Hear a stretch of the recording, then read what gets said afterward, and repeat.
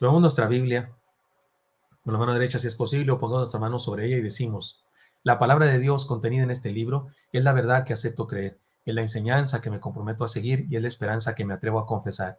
Nada me impide recibirla, nadie me evitará que la haga parte de mi vida y por ningún motivo dejaré de proclamarla. Estoy aquí para leerla, oírla y vivirla diariamente. Amén. Amén. Oremos. Señor Santo, gracias por tu palabra preciosa. La abrimos hoy para que nos hables, Señor, para que nos bendigas, para que nos digas el consejo, el mensaje, la exhortación, desafío que tienes para nosotros. Háblanos, te lo pedimos en Cristo Jesús. Amén. Amén.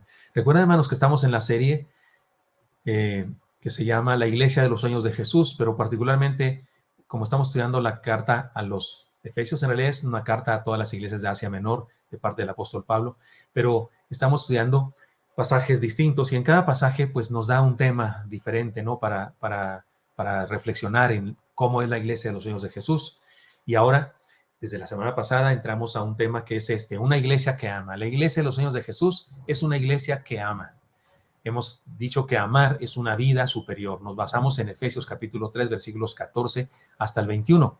Vamos a leer el pasaje. Dice así: por esta causa, doblo mis rodillas ante el Padre de nuestro Señor Jesucristo, de quien toma nombre toda familia en los cielos y en la tierra, para que os dé, conforme a la riqueza de su gloria, el ser fortalecidos con el poder en el hombre interior por su espíritu, para que habite Cristo por la fe en vuestros corazones, a fin de que, arraigados y cimentados en amor, seáis plenamente capaces de comprender con todos los santos cuál sea la anchura, la longitud, la profundidad y la altura, y de conocer el amor de Cristo que excede a todo conocimiento, para que seáis llenos de toda la plenitud de Dios. Y aquel que es poderoso para hacer todas las cosas mucho más abundantemente de lo que pedimos o entendemos, según el poder que actúa en nosotros, a él sea gloria en la iglesia, en Cristo Jesús, por todas las edades, por los siglos de los siglos. Amén.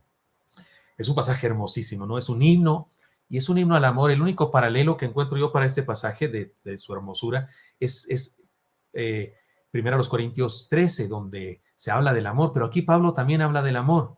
Ya había comenzado él la oración en Efesios 1:15, dijo: por esta causa yo también, habiendo oído de vuestra fe y en el Señor Jesús y de vuestro amor para con todos los santos, y en esa oración había pedido por los creyentes sabiduría, conocimiento, etcétera. Y había continuado esta oración porque acuérdense que Efesios es una carta en donde Pablo se la pasa diciendo que ora, diciendo lo que ora por las personas que están leyendo su carta. En Efesios 3:1 dice: por esta causa, Pablo, prisionero de Cristo Jesús, por vosotros los gentiles. Después nos habla del plan de Dios y culmina ahora hablándonos de su motivo de oración. Ahora, su motivo de oración en aquel momento por las iglesias era que conocieran a plenitud el amor de Dios, que vivieran y conocieran a plenitud el amor de Dios. Por eso hemos llamado esto amar, es vivir una vida superior. La enseñanza de la semana pasada fue esta: amar es vivir la auténtica riqueza.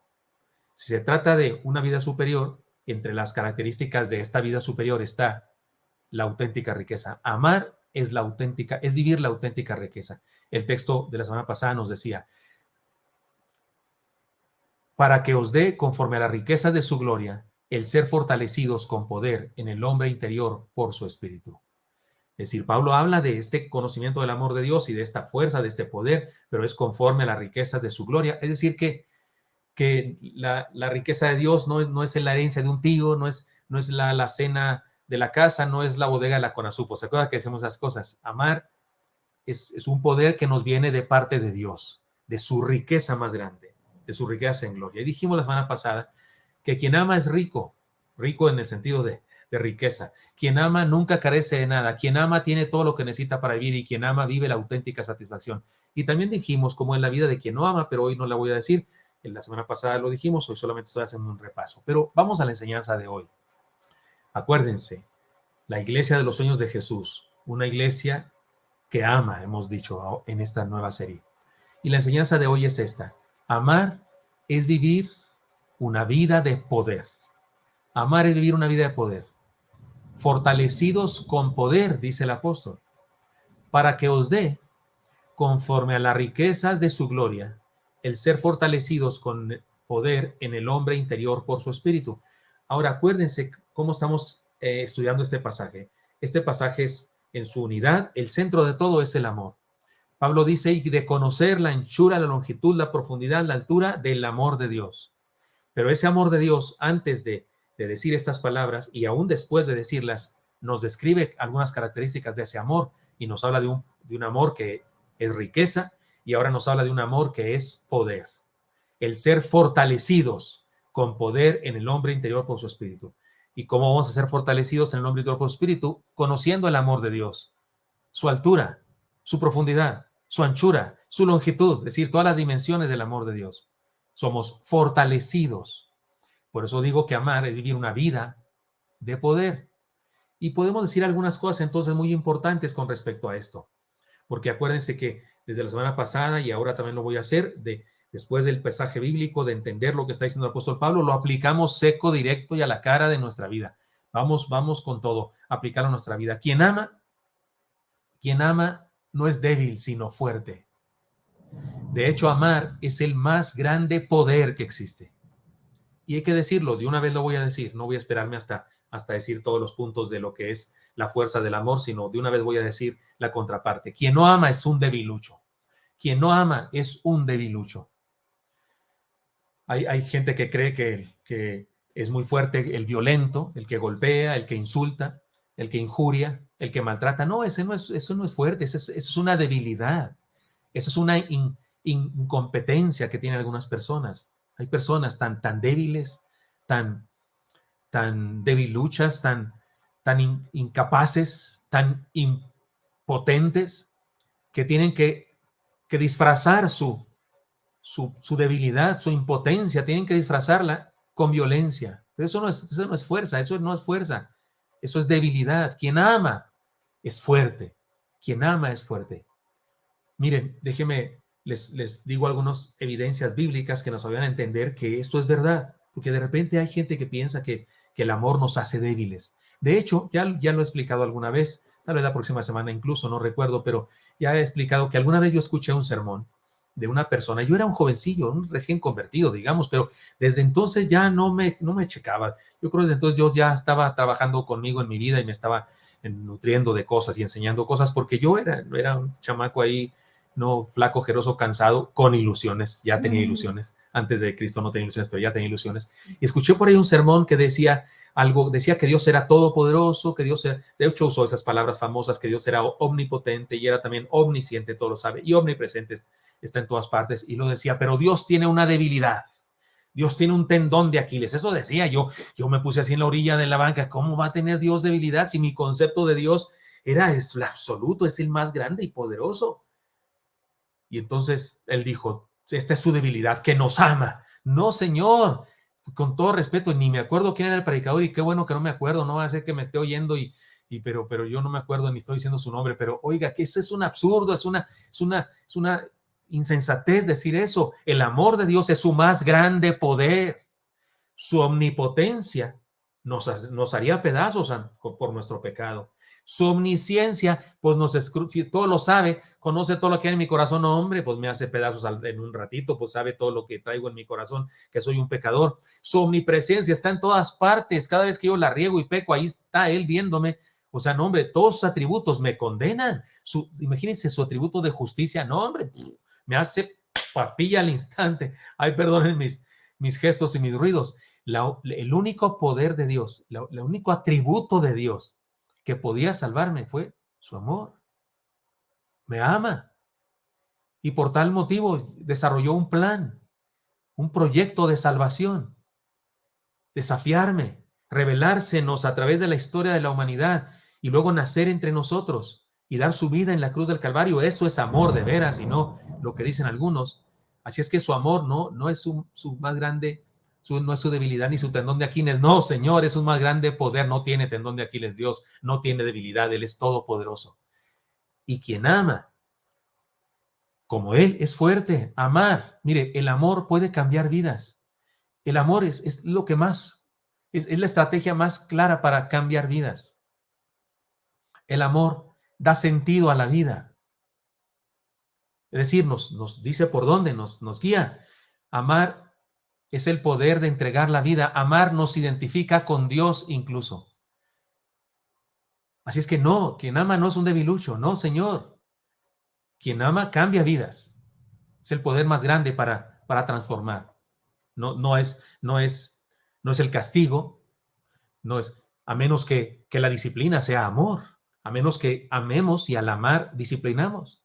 Pero el castigo por sí mismo, por sí solo, la violencia por sí sola, la crítica por sí sola, el rechazo por sí solo, el rechazo es ni solo ni acompañado. El rechazo no tiene de compañero el amor jamás. Esas cosas destruyen vidas. Esos niños, decía la hermana hace ratito, ¿no? Que es triste ver en la escuela niños pequeñitos y ya con problemas de identidad y no sé qué. Esas cosas no son naturales en el ser humano. No, señor, eso es mentira. Pero sí tienen que ver con, los lazos familiares y la sociedad, tiene que ver con las ideologías y el adoctrinamiento que hay, y tiene que ver también con las familias disfuncionales, por supuesto que también tiene que ver con eso.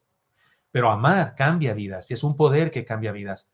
Cuando amamos, damos sentido a nuestra vida. El amor es el poder de entregar la vida, es lo que nos hace entregar la vida. Porque mire, hay muchas relaciones, de hecho todas las relaciones, pero algunas más significativas que otras, pero las relaciones incluyen pactos, ¿no es cierto? Incluyen pactos. La relación original, Adán y Eva, el matrimonio, tiene que ver con una relación de amor, me entrego, y la persona que me ama se me entrega, y eso es el amor perfecto. Pero por eso muchas relaciones matrimoniales no duran, porque no están basadas en el amor, están basadas en el sexo, en la pasión. Y eso puede acabarse, y eso puede debilitarse, y eso tiene temporadas. O está fundado en el cariño solamente, pero el cariño es egoísta, quiere. El cariño necesita que le den. Y cuando te dan, pero tú también das, bueno, pues ahí va más o menos, pero de repente hay momentos en los que se acaba y se destruye. Hay gente que viene conmigo y dice, pastor, es que se acabó el amor. No se acabó el amor no se puede acabar. El amor no es un líquido, no se mide en kilos ni en litros. El amor es una decisión personal, no se puede acabar. Puedes haber decidido ya no amar, pero no se puede acabar. Lo que sí se puede acabar es el cariño y la pasión, eso se puede acabar. Pero ¿qué hace que dos personas se entreguen y se mantengan? El amor. El amor nos guía a entregar vidas. Dios, nunca se ha preguntado cómo le hizo Noé para soportar las burlas de la gente. Porque es evidente que se burla. ¿Qué estás haciendo, Noé? ¿Qué está haciendo ese loco? Pues dicen que tuvo un sueño, que habló Dios con él. Mis hijos tenían una caricatura creo que el Superlibro se llamaba, me parece, o alguna de esas donde salían ahí caricaturas y estaba Noé y sus hijos construyendo el arca, y había una señora ahí, saben las traducciones de antes, ¿se acuerdan? Y decía, y a Noé, ¿por qué? Si Dios habla con Noé, ¿por qué no habla conmigo? ¿Se acuerdan esas traducciones? Con un tonito, no sé de dónde saldría ese tonito. Decía esa mujer, si Dios habla con Noé, ¿por qué no habla conmigo? ¿Se imaginan la burla para Noé, estar construyendo algo? Sus mismos hijos pudieron preguntarle, oye, papá, ¿de veras, qué estamos haciendo, papá? ¿Qué es esto que estamos haciendo? ¿Qué va a pasar? ¿Dónde la vamos a echar? No hay lago aquí, no hay mar. ¿Dónde la vamos a poner, Dios? Papá, perdón, ¿dónde la vamos a poner? Va a caer agua del cielo y se va a inundar esto. Papá, ¿de veras te lo dijo Dios? Bueno, hay que hacerle caso al viejo, pues hay que obedecer a los padres, hay que obedecerlos, ¿no? Y seguían trabajando. Oigan, ¿sabe qué hizo que Noé hiciera aquella cosa estrafalaria, aquella actividad extravagante, loca, insensata, según la cultura de aquella época? ¿Qué lo hizo? El amor, por supuesto. Yo imagino, lo imagino, cuando digo imagino es lo que pienso que yo haría. Yo imagino que cuando empieza el diluvio, la puerta se cierra porque Dios la cierra, no la cerraron ellos, se cierra, el arca empieza a moverse, seguramente empieza a subir el agua y empiezan las olas a moverla y de repente ya está flotando el arca y la gente ya afuera gritando, mortandad por todas partes, animales y seres humanos muriendo ahogados por todas partes. Yo imagino a Noé llorando de gratitud a Dios. Gracias, Dios. Yo imagino viendo ahí a su esposa, tal vez orando todos, temerosos, ¿no? Una solemnidad, una gratitud solemne. Sus hijos como diciendo, tenía razón el viejo. Y sus esposas de sus hijos, qué bueno que me casé contigo, mano, que no con el hijo de otra persona, porque se salvaron 8 personas. No, su esposa, Sem, Cam y Jafet y sus esposas. Y tal vez yo creo que ahí Noé estaba lo más agradecido. ¿Por qué? Porque sus hijos a salvo. No siente usted ese gozo cuando tiene a sus hijos en casa y cuando los ve a salvo ahí con usted, cuando los ve triunfando en la vida. Hoy que me dicen que el sermón de Lee el domingo y que les encantan los devocionales de Lee, que me siento como Noé flotando en el diluvio a salvo, con mi familia a salvo.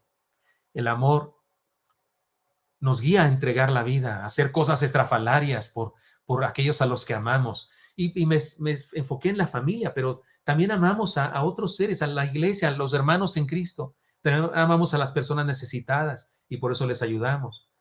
De hecho, hermanos, amar es algo, tan es un poder que amar nos identifica con Dios, porque el amor es la imagen de Dios en nosotros. Cuando alguien me pregunta, pastor, ¿en qué sentido somos semejantes a Dios, a su imagen y semejanza? ¿En qué sentido somos? Dios tiene manos, tiene dedos, tiene dos ojos. Dios se le enferman a Dios los ojos como al paz y tiene que usar gotitas celestiales. Dios no, Dios no tiene cuerpo físico. La verdad es que en nuestro físico nos parecemos más a algunos animales, ¿no es cierto? Usted no ha visto los orangutanes, los changos, los gorilas, y usted dice, se parece a mi primo, ¿no? Dice usted, no, a Dios nos parecemos en algo interior, en el espíritu. Cuando no tengo mucho tiempo de explicar, le digo a una persona cuando me pregunta, ¿qué es la imagen de Dios en nosotros? Le digo, la capacidad de amar, punto, con eso termino. Aunque hay que decirlo, es el espíritu, que incluye la conciencia, la razón y la voluntad. Y precisamente el amor es un acto racional, consciente y voluntario. El amor no es como el sentimiento, que es espontáneo y así como de emociones y sentimientos, ni es como la pasión, que es incluso hormonal. No, el amor es un acto de voluntad, consciente y racional. Y eso es lo que nos hace semejantes a Dios. Por eso cuando no tengo tiempo, si me preguntan qué es la semejanza que tenemos con Dios, la capacidad de amar. Eso es lo que nos hace semejantes a Dios. Por eso cuando amamos, pues somos más parecidos a Dios que nunca. Amar es ejercer el más grande poder que nos ha dado Dios. Cuando amamos, ejercemos el más grande poder que nos ha dado Dios. Cuando amamos, somos poderosos. Cuando no amamos, cuando odiamos, cuando envidiamos, ¿qué crees? Somos debiluchos. Somos debiluchos. Somos igual que todos, igual que el montón de gente que hay en el mundo. Otra cosa que hay que decir, quien ama, todo lo puede lograr. Todo lo puede lograr. Solo el amor de Dios pudo salvarnos, ya lo expliqué. Él logró salvarnos. No solamente por su omnipotencia, omnisciencia, omnipresencia, justicia, santidad. Imagínense su santidad. Él es santo, santo, santo. Me acerco yo, que soy pecador, pecador, pecador. Me hace pedazos, me fulmina su santidad. ¿Qué fue lo que me salvó? Su amor. Su amor. Es que sí, quien ama todo lo puede lograr. Dios pudo lograr sus planes, porque la Biblia dice que no quiere que ninguno se pierda, sino que todos procedan al arrepentimiento. ¿Cómo le iba a hacer Dios? ¿Qué atributo usó? Su amor. Quien ama, todo lo puede lograr. Quien no ama, nunca logra nada. Quien no ama siempre está insatisfecho. Quien no ama nunca llega, siempre se queda a medias, nunca llega. El amor es en sí mismo una meta alcanzada. Amar, el acto mismo de amar es una meta alcanzada. ¿Sabe por qué? Porque el amor es la razón por la que fuimos creados. Y no lo digo solamente en el sentido de que Dios nos creó por su amor.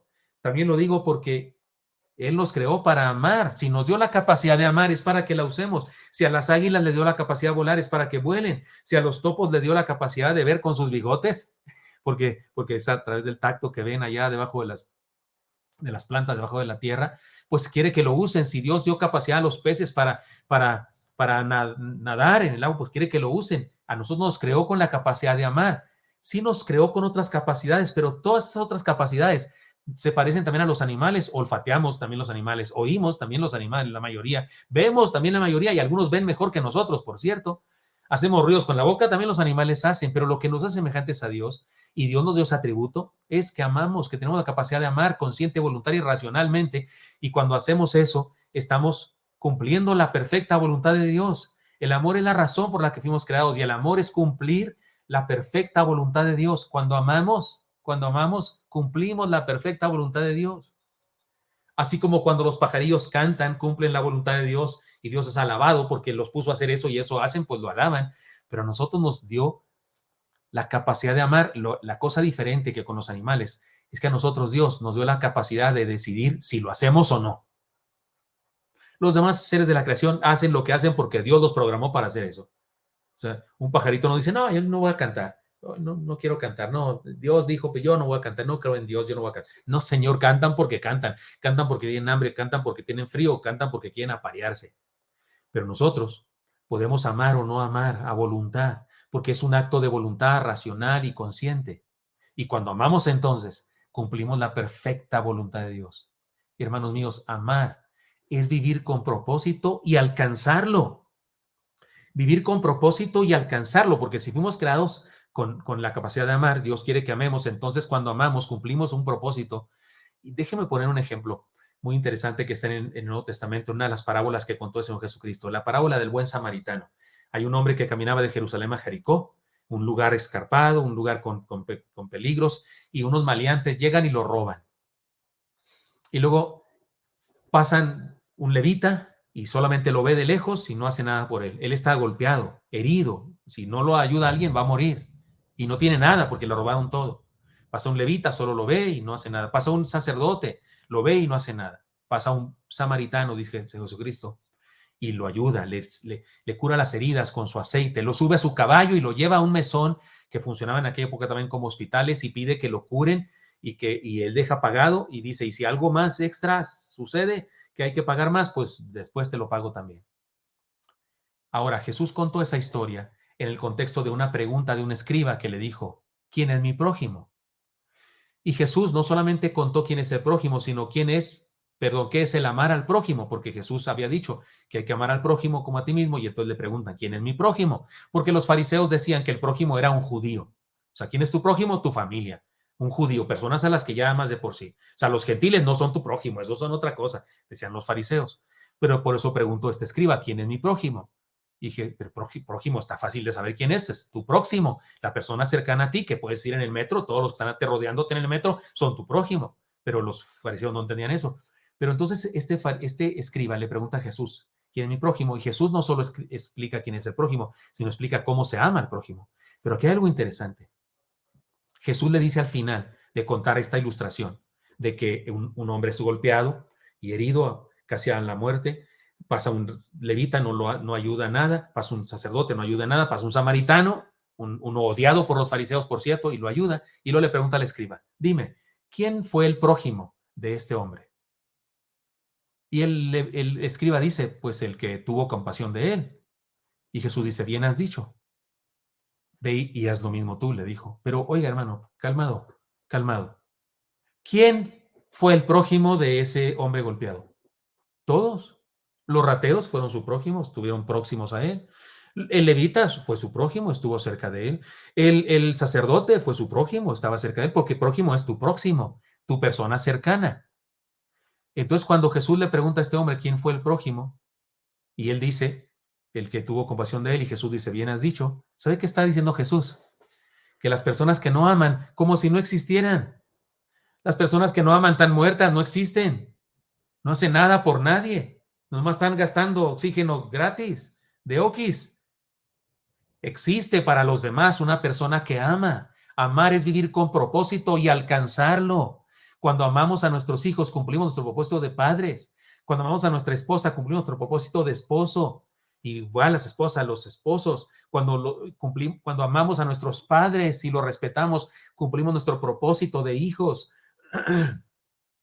Cuando amamos a nuestros semejantes, cumplimos nuestro propósito de samaritanos, de prójimos de la gente. Amar es vivir un propósito y alcanzarlo.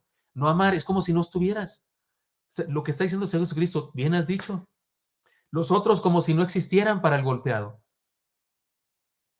Pasaron nomás. Fueron prójimos en el sentido literal de la palabra, pero no en el sentido de propósito cumplido. Hermanos míos, amar es alcanzar la meta de nuestra propia vida. Cuando amamos, cumplimos la meta de nuestra propia vida, porque para eso nos puso Dios en esta tierra, para amar, para servir, para ayudar a otros a encontrarse con Dios, para ayudar a otros a encontrar el camino. Quien ama, déjame decir una enseñanza más, quien ama jamás será vencido. Aquello de pueblo unido jamás será vencido, no es cierto siempre. Hay pueblos unidos que los hace pedazos el tirano, no es cierto. Pero quien ama jamás será vencido. Amar es la victoria misma. Amar no es que nos lleva a la victoria, sí nos lleva a victoria, pero amar ya es la victoria misma. Amar es una victoria sobre tu egoísmo, sobre mi soberbia, sobre mi tacañería. Cuando amo, tengo una victoria sobre mi tacañería, tengo una victoria sobre mi orgullo, sobre mi soberbia, sobre mi egoísmo. Quien no ama ya ha sido derrotado. por su egoísmo, por su amargura, por su tacañería. Miren, digámoslo con todas sus letras. Jesús nuestro Señor culminó su vida pendiendo de un madero, derramando su sangre, siendo injuriado, insultado, golpeado, escupido, traspasado. ¿Qué fue eso? Triunfo. Fue triunfo, fue su victoria. Con su muerte en la cruz pagó por nosotros. A eso vino. Fue su victoria total. Consumado es, dijo él, he terminado mi misión. En la cruz, amando desde la cruz, amando en la cruz y amando toda su vida, pero amando en la cruz, el más grande amor mostrado jamás en la cruz del Calvario, fue que triunfó. No fue derrotado, no, fue su triunfo. Lo mismo Esteban, un discípulo del Señor Jesucristo, Esteban. No me refiero a uno de los 12, no, pero me refiero a un creyente como usted, como yo. Es apedreado, lapidado, asesinado, el primer mártir, después de Jesús, por supuesto, nuestro Señor. Pero la Escritura dice que cuando estaba siendo juzgado y estaba hablando, dando un mensaje tremendo, un mensaje histórico tremendo, dice que todos vieron en él, en su rostro, como el rostro de un ángel. Esteban no murió como derrotado, no, Señor, murió como un ángel de Dios. Y cuando estaba siendo apedreado y asesinado, expresó una oración que solo al Señor Jesucristo le hemos oído una oración similar. Dijo, Señor, no les tomes en cuenta este pecado. Oiga, no es posible. Un hombre está recibiendo rocas, piedras mortales sobre su cuerpo, sobre su cabeza, de unos malvados que crujían los dientes con odio. Y se le ocurre pedir en oración al Padre, no les tomes en cuenta este pecado, Señor. No les anotes esta maldad en su lista de maldades, no les anotes esta maldad, Señor. No los destruyas por causa de lo que están haciendo ahora mismo. No les tomes en cuenta esto, Señor. Está diciendo Esteban. ¿Quién dice eso? ¿Quién dice eso en la vida a favor de los enemigos? ¿Quién dice eso? El campeón el que está en la cumbre, el que está en el podium, en el número uno, el que está triunfando, que no le importa nada ya, están triunfando, está en victoria absoluta. No siente odio y rencor y estos malditos sean, que se los trague la tierra, que se los coman los gusanos, que se vayan al infierno a freír por millones de años. No está diciendo eso, porque eso lo dice un derrotado, eso dice alguien que no ama. Y dijimos que quien no ama es un perdedor, quien no ama es un derrotado, es un debilucho. Es ese tipo de oraciones así macabras, pidiendo maldiciones para los demás, las pide uno que está derrotado, uno que está en absoluta derrota, pues, que ha perdido, un perdedor absoluto, pero quien está en victoria, hombre, está más allá del bien y el mal, está en la cumbre de la victoria, por eso tiene la capacidad de decirle al Señor, estos me están haciendo esto, no les tomes en cuenta, Dios, esto. Hermanos míos, sí, amar es vivir una vida de poder, fortalecidos con poder, dice Pablo, para que os dé conforme a la riqueza de su gloria el ser fortalecidos con poder en el hombre interior por su espíritu. Quien ama no es débil, sino fuerte. Quien ama todo lo puede lograr. Quien ama jamás será vencido. Y quien no ama ya ha sido derrotado. Termino con una ilustración, un cuento. También la vez pasada comencé con un cuento, ¿se acuerdan? Ahora voy a culminar con un cuento. ¿Se acuerdan de la historia de Pinocho? Que es una historia que particularmente tiene el evangelio en sí mismo, tiene evangelio. Pinocho fue creado, pero de madera, quiere ser un niño de verdad, pero le dan libertad. O sea, la libertad, se le quitan los hilos y tiene vida propia. Pero cuando tiene libertad, escoge mal, escoge el pecado, y empieza a convertirse en burro. No les suena eso a la vida de un ser humano que es creado por Dios y luego le da libertad y el ser humano escoge el mal camino y se empieza a convertir en asno o en lo que usted quiera, o en el pecador y Pinocho, pero finalmente recapacita y llega a ser un niño de verdad. Pero qué interesante, la historia está contada de una manera muy interesante. Llega a ser un niño de verdad cuando realiza un acto heroico de amor por su padre, su creador, Gepeto. Cuando va a buscarlo, se deja tragar por una ballena y luego salva a su padre. Y por cierto, muere o algo así. En la película, me acuerdo de niño, está en la arena, muerto, inerte, y llega el hada azul, ¿no es cierto? Y le da vida y ahora es un niño de verdad. Es una ilustración muy linda de que sí, que el amor, la entrega sacrificial, sí, nos hace campeones, nos hace victoriosos. Ahora, no tenemos que creer en Pinocho ni en el cuento, te estoy hablando de la Biblia, solamente lo estoy usando como ejemplo, por supuesto. Hermanos míos, amemos, amemos, seamos poderosos. ¿Usted cómo es físicamente usted? ¿Pequeñito, fuerte, débil? ¿Cómo es? Porque hay gente que tiene, no, es que yo no soy fuerte, o de salud, hay gente muy delicadita de salud, ¿no es cierto? Modelos delicados. Yo que tengo un montón de enfermedades, esas cosas. Mis manos son muy débiles, yo siempre sufrí eso en mi infancia y en mi adolescencia, que mis dedos son muy flacos y muy débiles. Yo nunca ganaba esas cosas, esos juegos así de chavos, de muy hombres. Y, no, yo no podía jugar eso porque siempre me ganaban todos, hasta las niñas me ganaban y sufría mucho de eso. Después alguien me dijo que tenía dedos de pianista, eso me gustó más. Y sí, pues sí tocó el piano, ¿verdad? No como mi hijo, pero sí tocó algo de piano. Y soy débil de cosas, soy débil de mi corazón, ahora soy débil físicamente también. Ahora cuando me agacho a recoger un zapato debajo de la cama y me levanto, tengo que estar unos minutos así, pero que estoy todo mareado y no sé qué. Pero espéreme, ahí no está la fuerza ni la debilidad que debe ser tomada en cuenta como lo más importante de la vida. No, es en amar. Amar te hace fuerte, poderoso. No importa tu físico, no importa ciertas condiciones de tu vida. Así como la semana pasada aprendimos que amar es riqueza, ahora te digo, amar es poder, amar es fuerza. Vivamos el poder del amor de Dios en nuestra vida. Señor Santo, pongo en tus manos a mis hermanos y mis hermanas y te doy gracias porque me permites compartir esta palabra. Gracias por el apóstol Pablo que recibió tu revelación, Señor, y nos habló de estas cosas tan importantes. Ayúdanos, Señor, a vivir amando, amando, Señor, con la fuerza de tu amor y nosotros pareciéndonos a ti, Señor, amando también y transformando vidas a nuestro alrededor. Te lo pedimos todo en Cristo Jesús. Amén.